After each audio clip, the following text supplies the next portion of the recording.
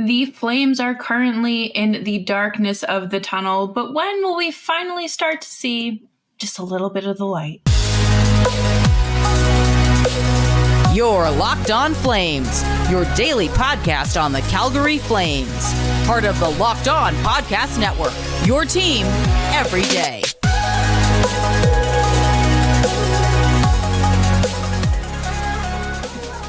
Hello, everybody, and welcome to today's episode of Locked On Flames. As always, I'm your host, Jess Belmosto, and thank you so much for joining me today.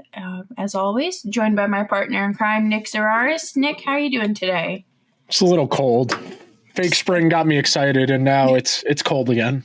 Yeah, there's a good 6 inches of snow on the ground here, so it's still not spring yet. But today's episode is brought to you by Game Time. Download the Game Time app, create an account, and use code LOCKEDON for $20 off of your first purchase.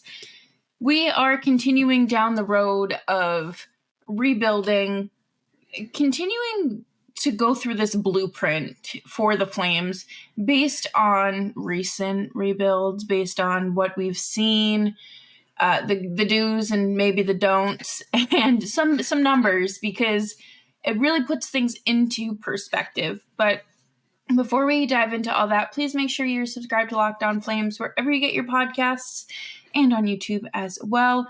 We are here for you 5 days a week, Monday through Friday, your team every day. We've talked about this a lot this season. Just looking at it with the 0.5 lens. It's not just the ice that we're looking at. We're looking at the whole Saddle Dome, the whole picture. You got to take perspective. All you can do in trying to get an understanding is operate with what you know. And that's what we've talked about a lot over the last few weeks, the idea that these last 15, now we're down to a handful, 10-ish games to go. You want to know as much as you possibly can, and you can operate based off of some of that information. You know, I talked about the idea of a rebuild being, it's not just a hockey decision, you know, it's a political decision. It's one you have to get your ownership on board on. It helps if you can get your fan base get on board with, because we're going to talk about it in the second segment. You know, there are some teams who, it's a different environment now economically. Like the teams that stink for extended periods of time don't get relocated anymore. Like the last team that happened to was the Coyotes. The Coyotes moving from Arizona. No, excuse me. The Thrashers going to Winnipeg and becoming the Jets. That was the last time that happened, and that was more than a decade ago now. I feel like the environment we're in, that's not going to happen again, but based on what we understand and what we're going to talk about in the second and third segments of the show, the Flames have an opportunity here. What they do with this opportunity is really up to them, and as we've emphasized a lot, it's on the amateur and the pro scouting departments.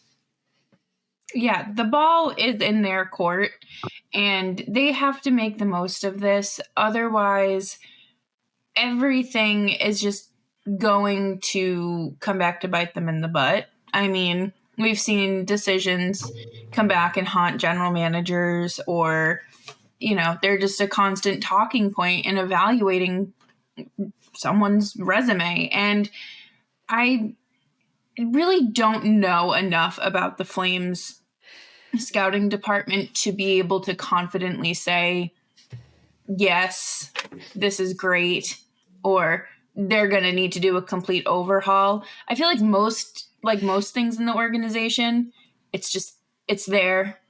It gets you by. You're in the middle of the spectrum between good and bad. You're okay. Well, the other thing you have to consider is that their objective's different now. You know, the Flames for the last decade have been operating on the margin of, we can be a playoff team if we get the exact right recipe of conditions to line up. You know, we're looking for just a little bit more upside. We're looking high floor, low ceiling in the draft because we're picking in the teens and the 20s. You know, we want to play it safe. That is a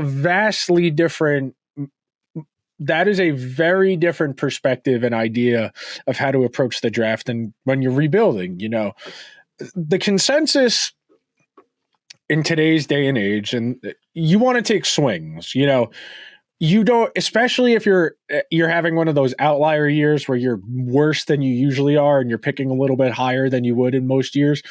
That's where you have the opportunity to really take a swing. You see somebody who has really dynamic, explosive traits, but raw, maybe plays in a lower quality junior or developmental league. That's the type of guy you have to take a swing on because you don't have access to the most high end of high end talent. Yeah, and we've seen that time and time again with the Flames. It feels like just constantly just hoping for the best. And there have been players that work out, but it's not long term. It's not something, you hope it's long term, but Matthew Tkachuk didn't work out long term. Sean Monahan, bless his heart, that's not his fault with all the injuries. And then, of course, Johnny Gaudreau, too. Building off of that, I think that speaks to what I just said. The idea of they were making a lot of decisions in the short term based on the idea that we have this guy, this guy, this guy. Mm-hmm. As long as they're here, we can't not be going for it. As long as you have a Johnny Gaudreau, a Matthew Tkachuk, we can't take a step back because we only have these guys for a finite amount of time. Even if, they didn't leave, age curves happen. So part of this is a fundamental taking a step back and saying, okay, this is going to take time. And there is, and you said this before, and I'll reiterate it now, there is a good amount of luck that is baked into this. When you draft a player, you are nowhere near close to the finished product of what someone is, especially the later in the draft is in terms of rounds you take them. The later they are, the more refinement and time they're going to take. That's okay. Guys can take time, but as an organization, you need to have a plan to usher them and marshal them along from A to B to C. And there are going to be ups, there are going to be downs, and the Flames are going to have to take I don't know exactly how I want to describe this. An open-minded, I guess, would be the way to say it, because they're going to have to give a lot of guys a lot of opportunities and hope some of them stick. Yeah, flexibility is a good way to describe it. And I feel like the only pushback from the flexibility standpoint would be from ownership, because they are so concerned with the dollar signs. And okay, great. You have a guy going out there that he's not ready, 2 seasons from now. And we're at this point in the season where the young kids are playing and they're getting those chances. Who cares if he makes a mistake? It is something to learn from. You're probably out of the playoff picture. Just let it keep happening. And so he can grow. That's the mindset you would like to have.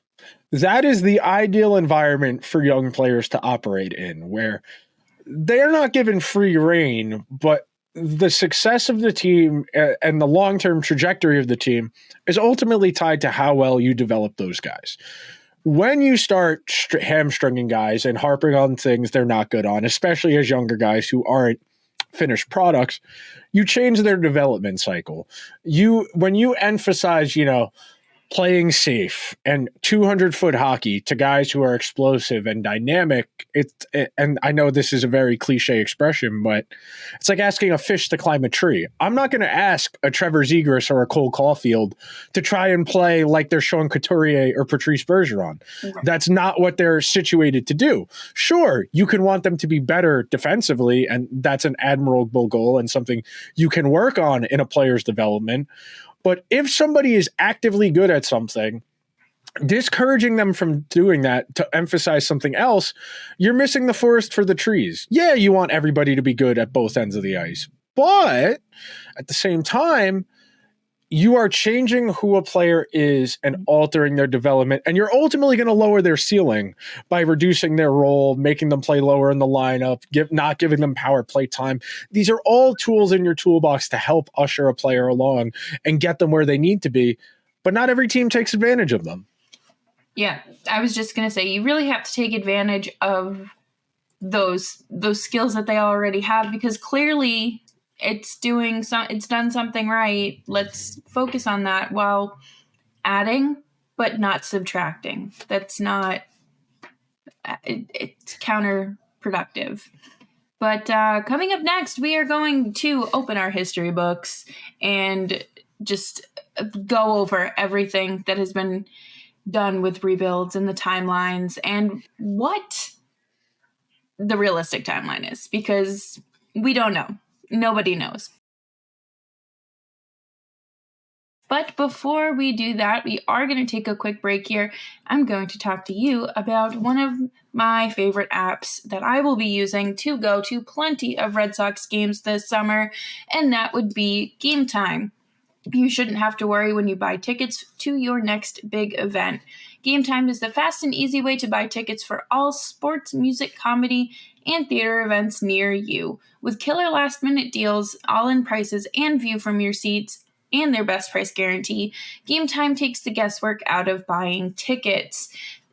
You can buy tickets literally in 2 taps, and it's as simple as that. Take the guesswork out of buying tickets with Game Time. Download the Game Time app, create an account, and use code LOCKEDON for $20 off of your first purchase. Terms apply. Again, create an account and redeem code LOCKEDON for $20 off. Download Game Time today. Last minute tickets, lowest price guaranteed. Thanks everyone for hanging out with us today on Locked On Flames. Make sure you're subscribed wherever you get your podcasts so you never miss a step in this rebuild. I wish we could just snap our fingers and just make it, just rip the Band-Aid off. But unfortunately, you gotta go through it to reap the rewards.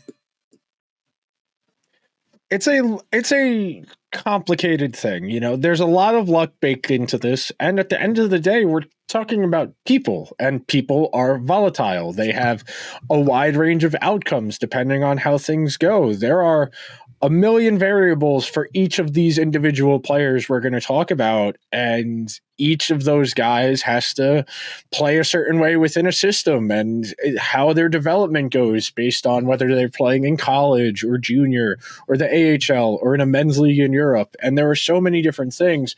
So the one thing I like to do when we're talking about just concepts like this, big ideas, you go and look at what history tells you. You can get a baseline understanding, and the longest playoff drought on average, when you average out each franchise's longest playoff drought, it comes out to 6.4 seasons. That's how long the average team's longest playoff drought is. There are a handful of teams that kind of skew the data, Vegas, Seattle, teams in the last handful of years. Teams like the Canadians that, have missed the playoffs 10 times in 100 years kind of screw up the numbers for everyone else. But for the most part, teams, if they miss the playoffs consistently, they're going to do it for 4 or 5 years. That's not an inconsequential period of time. An entry-level contract is 3 seasons. You don't want to waste a player's entry-level contract on a bad team. The ideal outcome when you are putting together a team, you hit on one of your guys, you hit on one of those entry-level contract guys who's going to give you a ton of excess value ahead of schedule. And then you can go out and add in free agency. You can trade for a big name player. But as we've discussed a lot over the last 4 to 6 weeks, until the Flames can identify and secure a star player to build around, that's their biggest challenge right now, because those are the hardest players to come by. Yeah, and it just feels like there's like a missing poster slapped up on like Craig Conroy's wall saying missing star player for the Calgary Flames. Last seen at, whatever draft they hope to pick him in. But it's very frustrating as a fan to think like, I have to go this long without postseason hockey for my team. I have to watch the Oilers succeed, or whoever, a rival team might be. But hopefully there should be light at the end of this tunnel. And just look at Dallas. It wasn't long, but they did get lucky, and they're a true cup contender. It does require quite a bit of luck. Dallas is, that's the best case scenario for if you miss the playoffs for like 1 or 2 seasons. They only picked in the top 5 one time, and the guy they took up there, Miro Heiskanen, is great. They nailed a couple of late first in Ottinger. Jason Robertson and Rope Hintz were second round picks. And that's a good chunk of your core right there. Logan Stankoven and Maverick Bork, those are both mid-round pick guys as well, if I remember correctly. So, you look over at the board. The Ducks 6 years, the Coyotes 12, the Sabres 13, the Bruins 8, but that was in the 60s. The Flames 7, that was 97 to 04. The Hurricanes 09 to 18, they won a cup right before that though.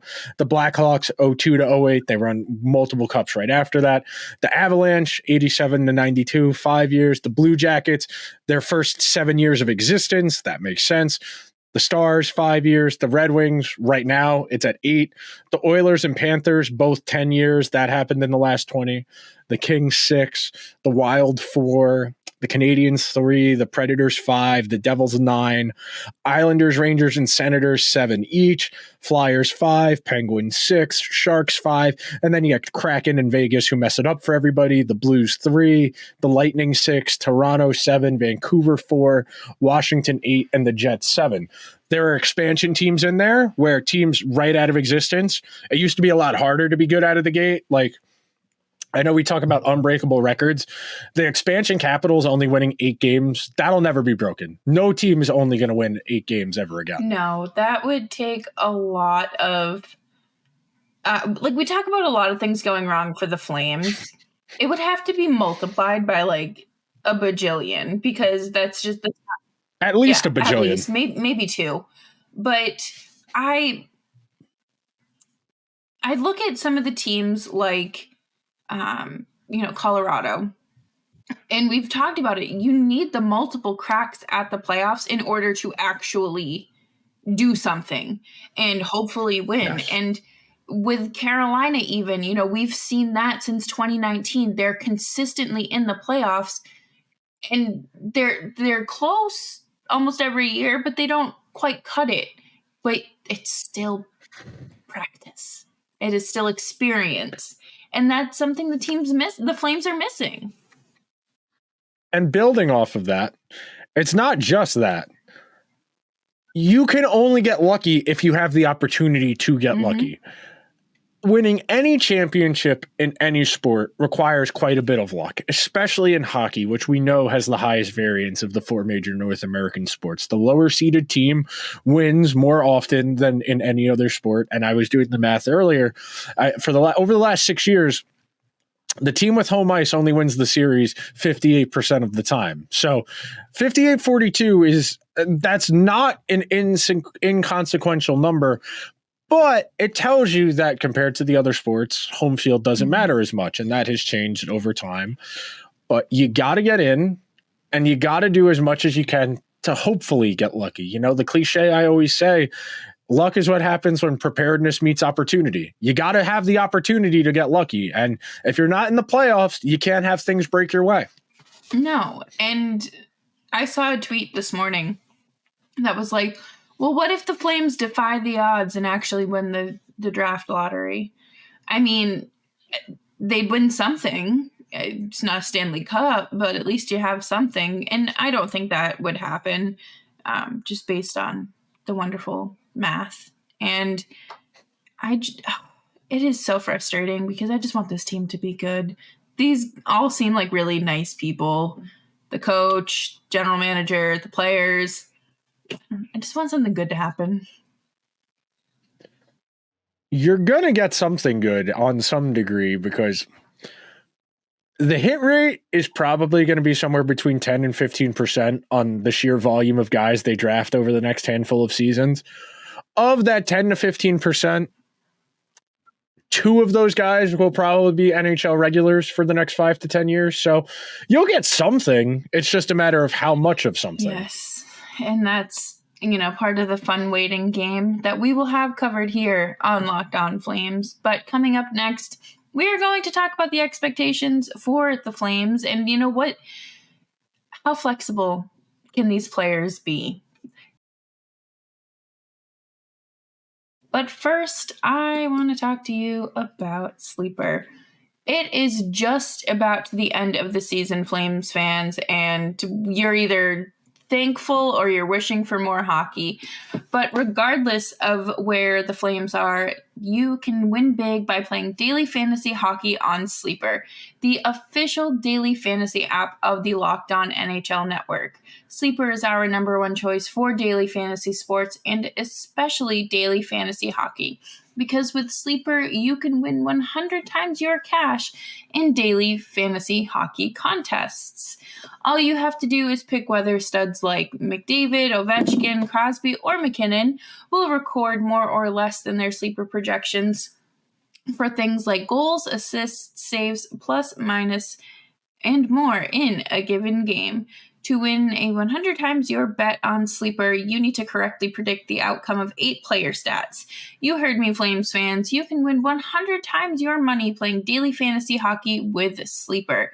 So start paying attention and nail your picks so you can start winning big. Use promo code LOCKEDONNHL and you'll get up to a $100 match on your first deposit. Terms and conditions apply.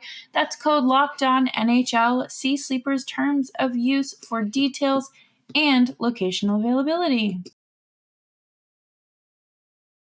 Thanks everyone for hanging out with us today on Locked On Flames. You can follow us on Twitter at Jess Belmosto and at Nick Zeraris. We talk a lot about expectations throughout the season for a different, number of reasons. What do you expect from your highest paid guy throughout the season? What do you expect from a first-time coach? What do you expect from your goaltenders? And here we are. What can the Flames truly expect in this rebuilding process? History would tell you it's probably going to take between 3 and 5 seasons if it goes well. That doesn't mean they can't make the playoffs before that 3-year mark, but more likely than not, to make the playoffs and be a team of consequence in the playoffs, we're probably talking about 3 or 4 years from now. And that's with no major outliers in either direction.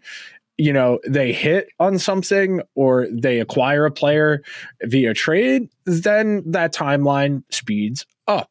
We talk a lot about looking around at how other teams have done it. They're not in a position where they're going to be able to go out and throw, $13, $14 million at a player in free agency. And if they were, it probably wouldn't be a player worth that much money, frankly. I say that with one caveat because the salary cap is going to go up and the contracts are going to start to inflate because there's more money to throw around. But that type of star player just doesn't become available in free agency. If you're going to get one, you have to trade for them. So the Flames are going to have to do this the Hurricanes way, to some extent the Devils way, the Islanders way, where you're going to have to hit on a good 4 or 5 draft picks or low risk, high upside free agents.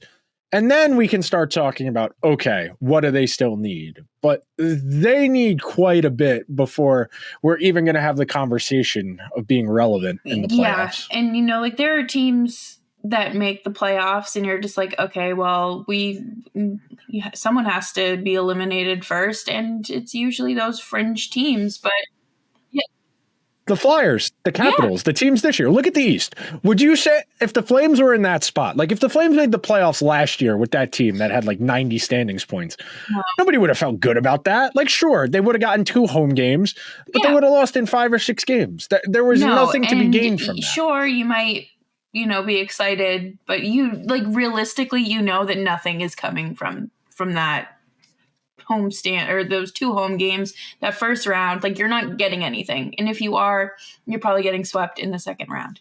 But I really hope that as this path continues, Flames fans kind of embrace the change, because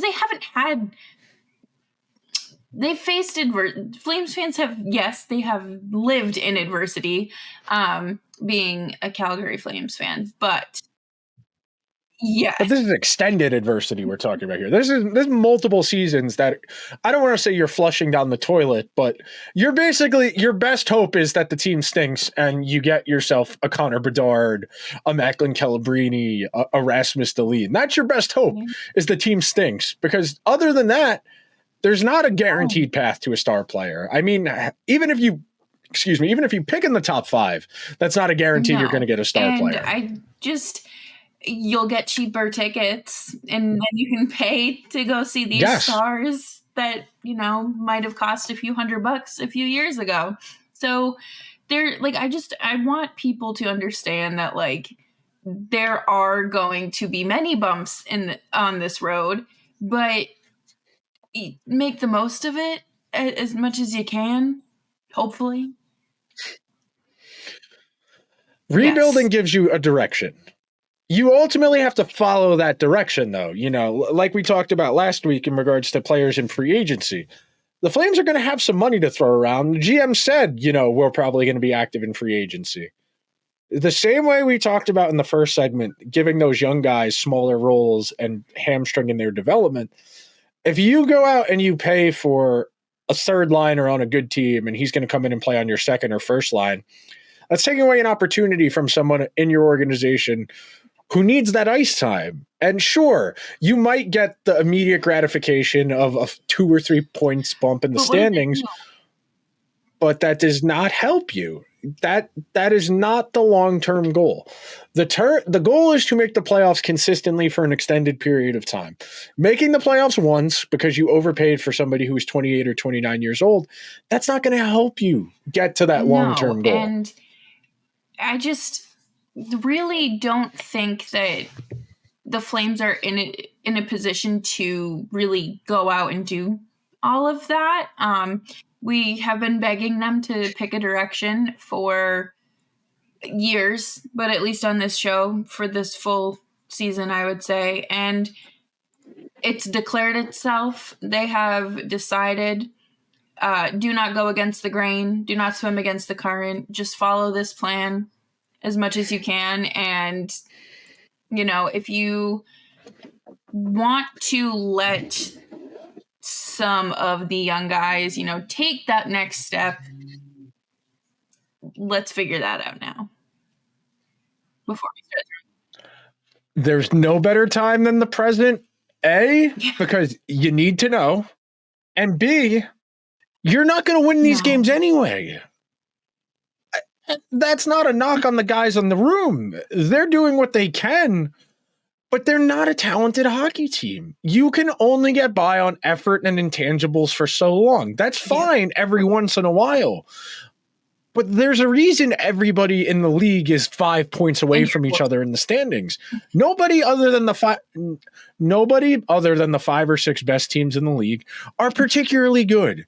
The margin of error between the Flames and the Flyers is not that big. The margin of error between the Flames and the Sharks is not that big. Other than the top 7 or 8 teams who all have legitimate claims to being Stanley Cup contenders, everybody else is pretty close to each other. So if you don't have a ton of talent and you have to all play perfectly on a given night, it's hard to win consistently. Wolf was pretty good in the Buffalo game. He did what he could. He got meaningful experience against a decent hockey team. That is a win, even though the Flames did not win the game. And I mean, experience is experience at this point. None of this matters. We talk about it being a trial run at least 3 times a week, and so be it. Backlund was in post-game availability last night and was like, we just have to keep the guys happy to finish out these last handful of games. You're right, because I sure as heck would not be excited to pull up to the Saddle Dome and know that I'm about to go waste my night losing again. Hey man, as a rebuilding fan, you get to see your team a lot more. It's a lot more practical to go. I tell everybody all the time. The season I went to the most Ranger games in a year, I think I went to 24. It was 2018, 2019 when they were god-awful and picked second in the draft. because it was the cheapest it ever was and the cheapest it will ever be to see that hockey team. When your team is bad, go have fun. The consequences are minimal. You're not going to put a ton of emotional stakes into it. You're going to be invested in having fun. And at the end of the day, that's what matters most. So enjoy yourselves. This is hockey. This is all entertainment. If it is no longer feeding your soul, you can walk away until they're good again. No, not the podcast. But not the you podcast. have to tune in, because if you're not watching the games, then you need to at least be listening to us. But yeah, so we are trudging through this last 10, 11 games of the season. And make sure you are subscribed to Locked On Flames so you can stick around with us wherever you get your podcasts, and on YouTube as well. You can find us on Twitter at Jess Belmosto and at Nick Zeraris. Nick, do you have any parting words for us today? It's only Monday, but the sun is shining. We will persevere.